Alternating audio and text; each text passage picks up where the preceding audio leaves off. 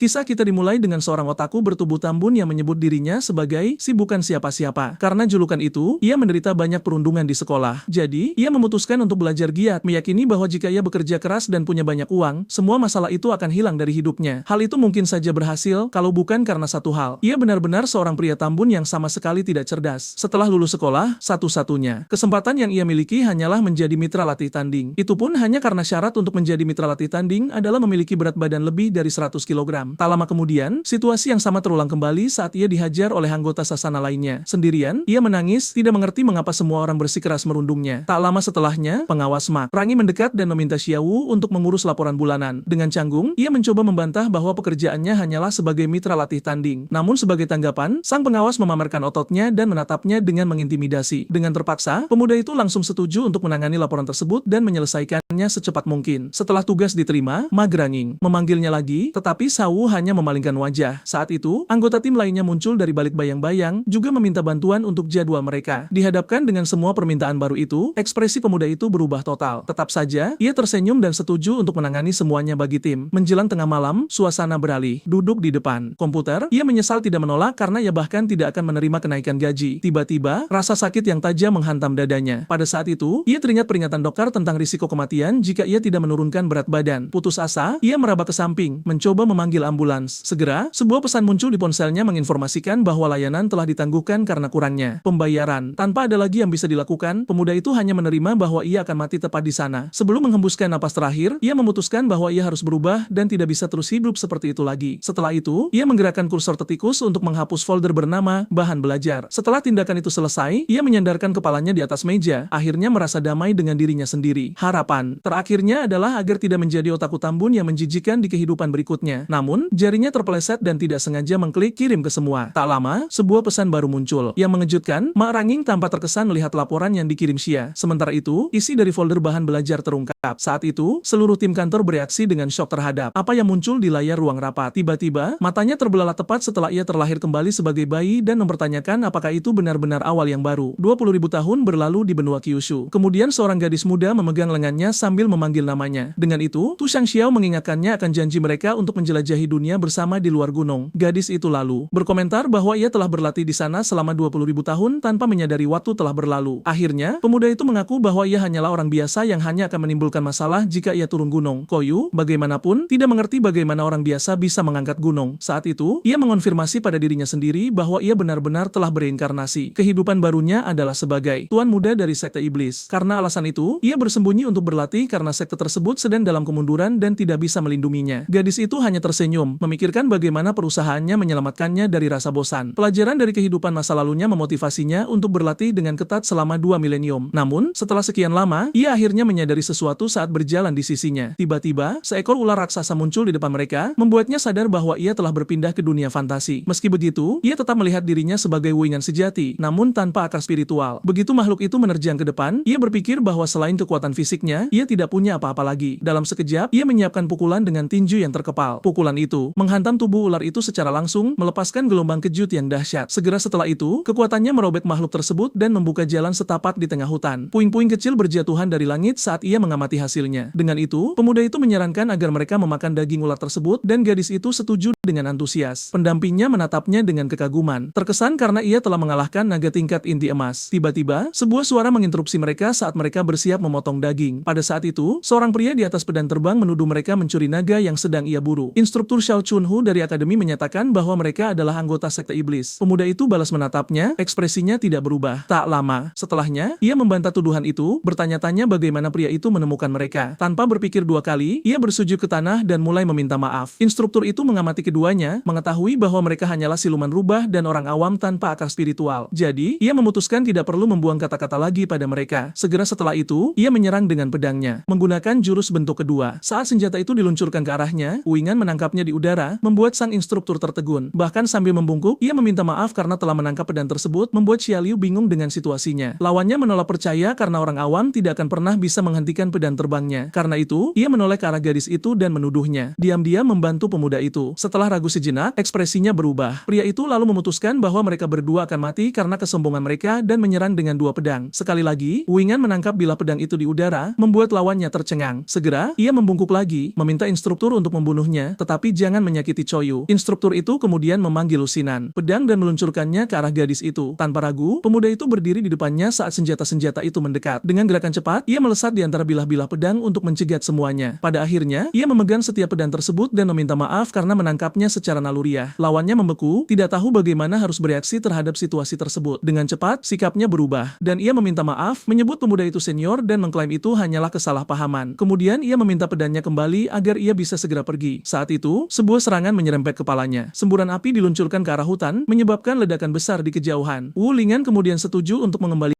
senjata-senjata itu, tidak bisa menolak permintaan tersebut. Dengan itu, instruktur melihat tubuhnya sendiri, menyadari kerusakan yang ia terima. Pemuda itu hanya berbalik dan berkata mereka harus pulang untuk memasak bagi ayahnya dan yang lainnya. Saat mereka mulai berjalan pergi, Xiaolu menoleh ke pria itu untuk berbicara tentang apa yang terjadi. Dengan aura gelap, ia mengancamnya, menyuruhnya agar tidak berani menyebut masalah itu kepada siapapun. Ketakutan, instruktur itu setuju berkali-kali atas perintahnya. Tak lama setelahnya, pemuda itu memanggilnya untuk pergi, dan ia berlari menyusulnya. Sendirian, pria itu menyaksikan keduanya menghilang di kejauhan, membawa ular raksasa tersebut. Begitu mereka tidak terlihat, ia jatuh berlutut bertanya-tanya siapa orang-orang itu. Ekspresinya menggelap saat ia berpikir kebahagiaan mereka tidak akan bertahan lama. Segera setelah itu, ia tertawa terbahak-bahak, berencana untuk memberitahu leluhur akademi tentang apa yang terjadi agar para kultivator iblis itu menanggung akibatnya. Jadi, Xiaoyu berkomentar bahwa meskipun Lingan bisa mengalahkan kultivator, ia bersikeras menyebut dirinya sebagai orang biasa. Tetapi ia membantah sebagai tandingan bagi kultivator, sementara gadis itu berargumen bahwa pria itu jelas-jelas mencoba membunuhnya. Karena ia tidak memiliki akar spiritual, pemuda itu menjelaskan itulah mengapa ia melatih tubuhnya lebih keras lagi. Saat mereka berjalan, ia menyadari bahwa ia tidak perlu berlatih begitu keras sepanjang waktu. Meski begitu, gadis muda itu merasa menggemaskan bagaimana pendampingnya tanpa tidak menyadari kekuatannya sendiri.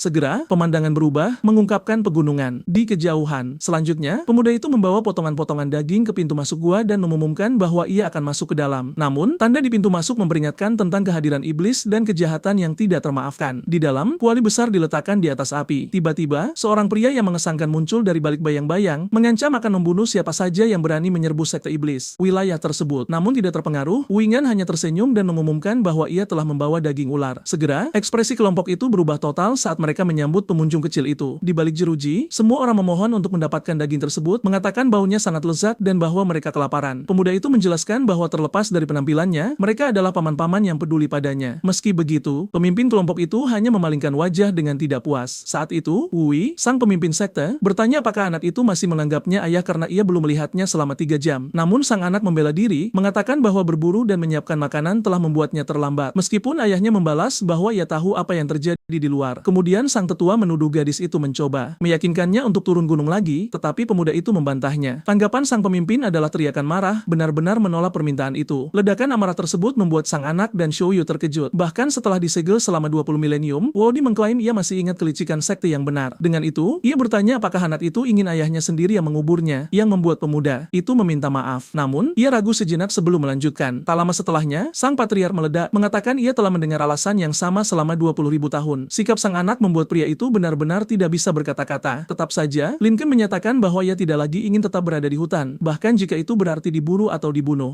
Kemudian, anggota lainnya menyebutnya naif, mengingatkannya bahwa ia adalah yang terakhir dari keluarga itu dan bahwa pergi berarti bunuh diri. Saat itu, Choyu memotong diskusi untuk mengungkapkan bahwa mereka telah bertemu dengan kultivator yang benar, dan ia mengungkapkan bahwa pendampingnya telah mengalahkannya dengan 1 pukulan. Meskipun ia mencoba mengklaim itu hanyalah kesalahpahaman. Mendengar ini, Wodi diam-diam mempertanyakan apakah anak itu benar-benar tumbuh begitu kuat, namun ia masih berteriak bahwa Lingan hanyalah orang biasa tanpa akar spiritual. Selanjutnya, ia bertanya bagaimana putranya akan menghadapi kultivator yang lebih kuat, membuat gadis itu khawatir. Jadi, sang ayah memperingatkannya untuk tidak menganggap dirinya tak terkalahkan hanya karena ia telah mengalahkan beberapa musuh. Tetapi pemuda itu menjawab bahwa ia tidak pernah berbicara tentang menjadi tak terkalahkan dan bahwa ia tidak tertarik pada hal-hal seperti itu. Tujuan sejatinya, ungkapnya, adalah untuk memecahkan segel dan menyelamatkan mereka, sesuatu yang tidak akan pernah bisa ia capai di hutan. Kemudian Wui menoleh ke yang lain dan bertanya apakah mereka telah memberitahu ini kepada putranya, tetapi mereka semua membantahnya. Saat itu, anak itu teringat bagaimana ayahnya, bahkan saat disegel, selalu peduli untuk melindungi Sekarang mereka sudah dewasa. Ia menyatakan sudah, gilirannya untuk melindungi sang tetua. Pada titik ini, Xiao menyela untuk mengingatkan mereka akan sesuatu yang mereka lupakan. Ia menjelaskan bahwa karena pendampingnya tidak memiliki aura iblis, identitasnya tidak akan diketahui, dan yang lain setuju. Meski begitu, Wui menolak menerima risiko itu karena kemajuan apapun akan melepaskan auranya dan membunuhnya. Kemudian sang putra berbalik untuk pergi, meminta untuk tidak disalahkan atas keputusan yang telah ia buat. Begitu ia membalikkan punggungnya, ia mendengar ayahnya berteriak agar ia berhenti. Tepat setelahnya, sebuah benda dilemparkan ke arahnya. Ia menangkapnya di udara sementara Xiaoyu juga melirik benda itu. Tidak mengerti, pemuda itu bertanya benda apa yang ada di tangannya. Sang tetua menjelaskan bahwa itu adalah kualifikasi untuk ujian Akademi Suenin, menyarankannya sebagai tujuan pertama. Segera, kelompok itu menjadi bersemangat mendengar berita tersebut karena akademi itu terkenal karena melatih kultivator tingkat inti emas. Ben Xiaoliu mempertanyakan keputusan itu, tetapi Wudai berargumen bahwa tempat yang paling berbahaya juga merupakan yang paling aman. Dengan itu, pemuda itu mengerti bahwa di sana ia akan menemukan banyak jalur kultivasi dan mungkin menemukan satu untuk dirinya sendiri. Selanjutnya, ia mulai mengemas barang-barangnya ke dalam bungkusan besar. Stephen, ia muncul, siap berangkat dengan beban yang sangat besar, mengumumkan kepergiannya ke Akademi Zuanqin. Penasaran, gadis itu bertanya bagaimana ayahnya mendapatkan benda itu, tetapi ia menolak menjawab. Kemudian MUI mengakui bahwa ia tidak bisa lagi melindungi putranya. Karena itu, mengirimnya ke akademi adalah cara terbaik untuk membuatnya tetap hidup. Sementara pemuda itu mempelajari peta secara rahasia, sang patriar berbicara kepada gadis itu tentang misteri yang menyelimuti tubuh Lingan. Ia kemudian memintanya, seekor rubah berekor 9 tingkat hampir kaisar, untuk melindunginya. Koyu mengangkat tangannya, mengonfirmasi bahwa ia mengerti beratnya masalah tersebut. Ia kemudian bertanya siapa yang akan membawakan mereka makanan setelah ia dan anak itu pergi. Di latar belakang, seluruh kelompok membeku saat mereka menyadari situasi tersebut. Akhirnya, Wui berteriak agar semua orang makan karena itu akan menjadi makanan enak terakhir mereka. Xiao kemudian mengirimkan perpisahannya dan menyuruhnya menikmati momen tersebut. Begitu ia berbalik, ia berteriak agar ia menunggu. Tetapi gadis itu segera memperingatkan bahwa ia tidak akan membawakan makanan lagi. Kemudian dengan ekspresi serius, sang ayah mengingatkannya bahwa dunia berada di ambang kehancuran. Tepat setelahnya, ia memperingatkannya bahwa kekuatan tersembunyi di dalam Linga perlu dibangkitkan karena waktu hampir habis. Sementara itu, pemandangan beralih ke pintu masuk Akademi Suantinian yang mengesankan. Di sana, salah satu instruktur mengatur antrean, memerintahkan semua orang untuk menjaga ketertiban dan tidak memotong jalan. Para kandidat juga diperintahkan untuk menyiapkan token mereka untuk ujian masuk. Sambil membawa barang bawaannya, pemuda Wulingan mengamati tempat itu, berharap tidak menarik perhatian siapapun. Instruktur menjelaskan bahwa token harus dimasukkan ke dalam mulut singa batu untuk mendeteksi mata-mata. Tak lama setelahnya, ia memanggil orang pertama dalam antrean untuk maju. Kandidat itu meletakkan benda tersebut ke dalam patung yang bersinar dan memvalidasi masuknya. Dengan persetujuan diberikan, pemuda itu berterima kasih kepada mereka dan memasuki akademi. Selanjutnya, instruktur memanggil kandidat berikutnya dalam antrean. Di latar belakang, peserta baru itu panik, bertanya-tanya apakah tokennya palsu dan apakah itu akan terdeteksi. Tiba-tiba, jeritan menarik perhatian semua orang dalam antrean. Pemuji mengumumkan bahwa seorang kultivator iblis telah ditemukan saat patung itu mencengkeram tangan kandidat. Salah satu orang yang melihat menjelaskan bahwa singa batu tidak akan melepaskan saat mendeteksi anomali, membuat pengamat itu ketakutan. Pria yang tertangkap memohon ampun, tetapi instruktur memerintahkan para penjaga untuk membawanya pergi. Tepat setelahnya, pemuji dan kandidat lain menunjuk ke arah anak laki-laki itu, memberitahu bahwa gilirannya. Kemudian instruktur menyebutnya mencurigakan, karena bawaannya yang besar dan memerintahkannya untuk memasukkan token. Berulang kali pada dirinya sendiri agar ia tidak membuat kesalahan, ia mendekati patung batu dengan tangan gemetar. Tiba-tiba, kandidat lain merasakan getaran merambat di lantai halaman. Dengan itu, pemuda itu meletakkan tangannya di dalam mulut singa batu. Instruktur mengonfirmasi bahwa tiket masuk sudah benar. Saat patung itu bersinar, tepat setelah desah napas lega, mata makhluk itu menyala dan energi merah mulai memancar. Dalam sekejap, patung itu menjepit lengannya dengan kekuatan. Kepala singa itu terlepas dari dasarnya dan tetap terkunci di lengannya. Kemudian, bagian tubuh patung lainnya hancur berkeping-keping, membuat pemuji tertegun. Ia berdiri membeku, tidak mengerti apa yang terjadi dengan kepala yang masih menempel di lengannya. Dengan canggung, pemuda itu meminta maaf dan mencoba memperbaiki kerusakan dengan mengumpulkan potongan-potongan itu dari tanah. Kemudian instruktur menuduhnya sebagai kultivator iblis dan memerintahkan penangkapannya segera. Sambil ditahan oleh penjaga, ia mencoba berargumen bahwa tiketnya valid. Saat itu, pemuji menjelaskan bahwa singa secara otomatis menyerang setiap kali merasakan energi iblis. Hanya saat itulah pemuda itu menyadari bahwa ia telah terkontaminasi aura iblis karena tinggal di antara yang lain. Tiba-tiba, suara Shoi bergema di seluruh halaman, memerintahkan semua orang untuk berhenti. Saat ia muncul, sang rubah mempertanyakan tindakan sembrono para kultivator itu sementara semua orang bertanya-tanya siapa dia. Instruktur kemudian bertanya mengapa anggota klan monster ikut campur dalam urusan akademi. Dengan itu, gadis muda itu meraih lengan Lingan dan memperkenalkan dirinya sebagai walinya. Wahyu itu mengejutkan kandidat lain yang berbisik bahwa anak itu pasti memiliki latar belakang penting. Selanjutnya, Xiao menyarankan agar pemuji memverifikasi asal tiket masuk tersebut. Melihat ke bawah pada benda di di tanah, pria itu mengenalinya sebagai milik sekte nomor 1 yang legendaris di dunia. Ia kemudian menjelaskan bahwa sekte tersebut telah dihancurkan 20.000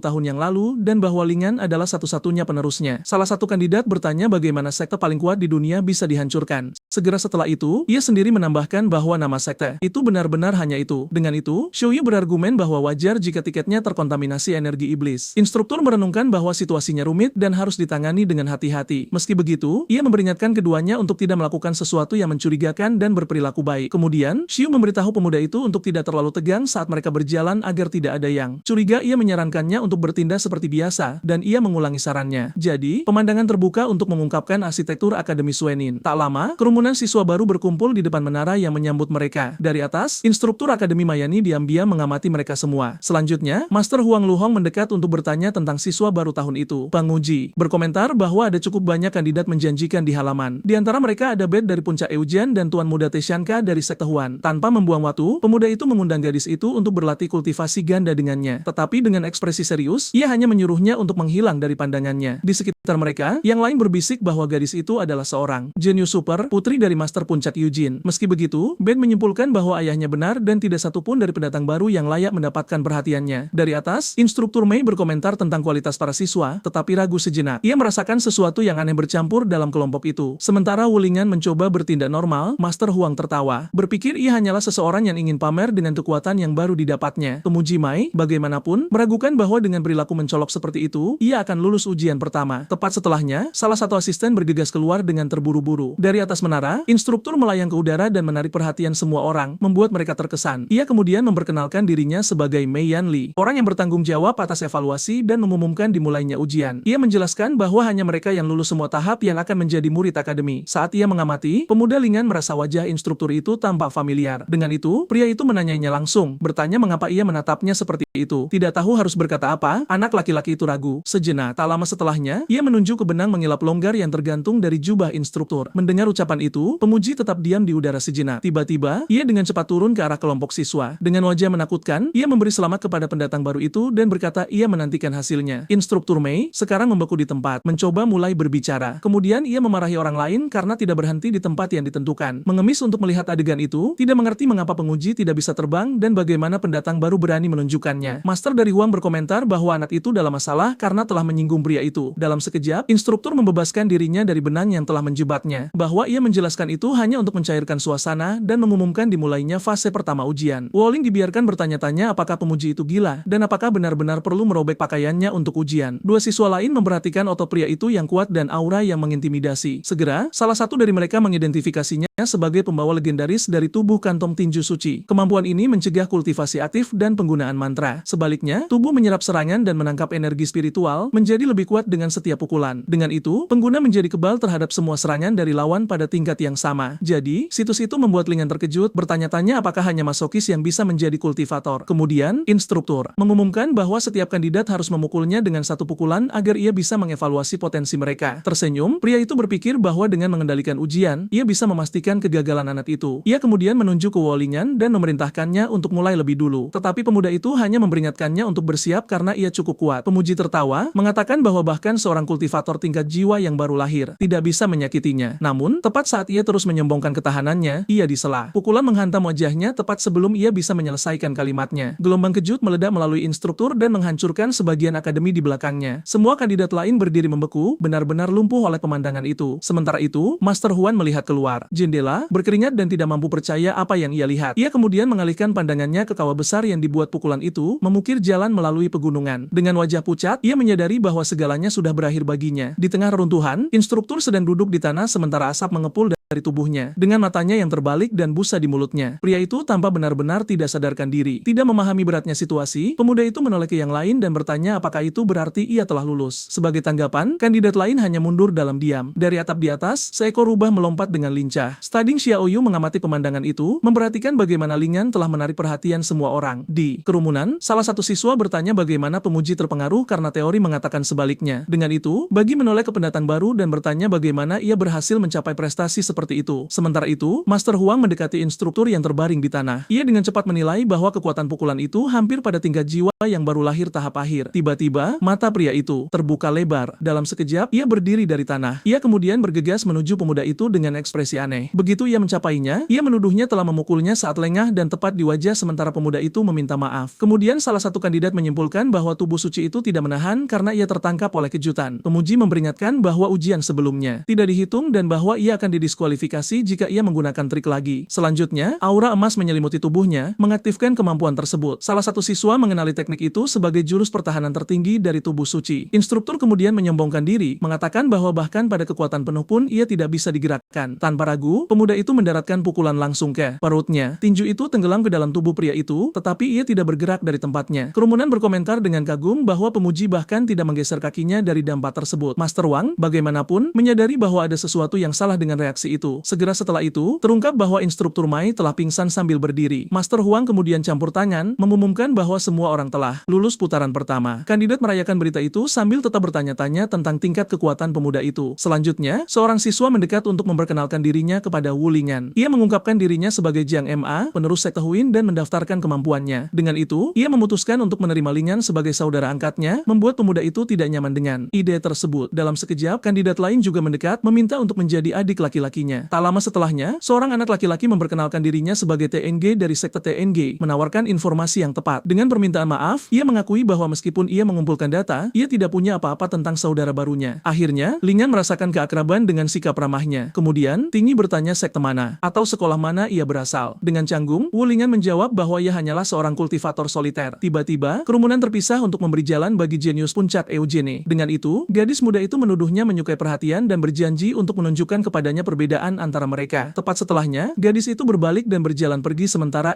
ia memperhatikannya. Di latar belakang, sosok berkerudung mengikuti adegan itu di antara kerumunan. Master of Quan kemudian berteriak agar tidak ada yang merayakan terlalu cepat. Kita menekan tombol merah pada pemontrol yang ia pegang. Tanah di bawah para kandidat menyala, dan mereka semua bertanya-tanya apa yang terjadi. Di tengah getaran, kelompok itu mendapati diri mereka dipindahkan ke tempat tertutup yang gelap. Dari luar, struktur itu mengungkapkan dirinya sebagai kubus logam raksasa. Di dalam antrean, beberapa makhluk robot dan ksatria mekanis muncul di depan mereka. Begitu mereka dipindahkan, para kandidat mendapati diri mereka dikelilingi oleh prajurit berbaju zirah raksasa. Dari atas, pemandangan mengungkapkan betapa kecilnya mereka dibandingkan dengan mesin yang mengepung mereka. Dengan senyum, Hang Luhong memperkenalkan dirinya sebagai Master Pavilion Gicho dan pemuji fase kedua. Ia kemudian menjelaskan bahwa semua mekanisme boneka di ruangan itu telah dibuat oleh pavilionnya. Ujian terdiri dari menghindari senjata tersembunyi yang akan diluncurkan terus-menerus ke arah mereka. Segera ia menyalakan sebatan dupa dan memperingatkan bahwa tantangan akan berlangsung sampai api padam. Chance kemudian mulai memperingatkan bahwa senjata yang ditembakkan oleh mekanisme boneka itu berbahaya. Dalam sekejap, mata mesin itu menyala, mengonfirmasi bahwa mereka nyata. Dengan itu, robot-robot itu mulai menembakkan ledakan energi ke arah para kandidat. Para siswa berlari dengan putus asa untuk menghindari serangan yang meledak di seluruh tanah. Mesin-mesin terus menembak tanpa henti. Banyak yang terkena ledakan dan menyerah pada ujian hampir seketika. Dari jauh, Huang Luhong mengamati bahwa anak dari sekte Huan melakukannya dengan baik. Ji menaktifkan tekniknya dan berdiri diam sementara sinar cahaya melengkung di sekitarnya. Dengan senyum, ia membual bahwa tidak ada yang bisa menyerangnya dari belakang dengan kemampuan itu. Tepat setelahnya, bagaimanapun, sinar cahaya menghantamnya tepat di dada. Pemuji hanya menutupi wajahnya, berpura-pura bahwa ia tidak mengutuknya. Ia kemudian memperhatikan bahwa gadis dari sekte ujian juga terbukti sangat kuat. Tiba-tiba, ekspresi kultivator itu berubah saat ia menyadari sesuatu. Sementara itu, Wu Lingan mengubur salah satu robot ke dalam tanah. Ia dengan cepat menyimpulkan bahwa dengan cara ini ia tidak akan terkena. Pemuji kemudian berteriak dengan marah bahwa